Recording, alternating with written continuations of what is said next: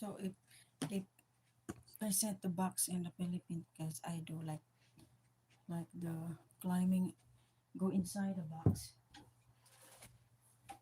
I do like this, guys. And then you need to stick, right? And stick a little bit every corner so that you have enough space and you can put a lot.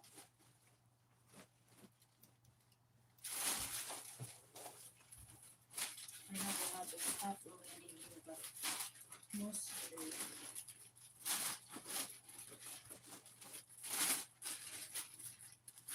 toys and clothes.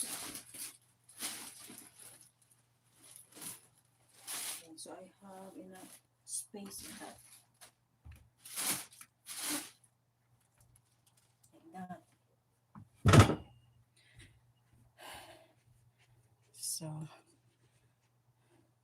that's what I did, guys, on my boxes so that I have enough space.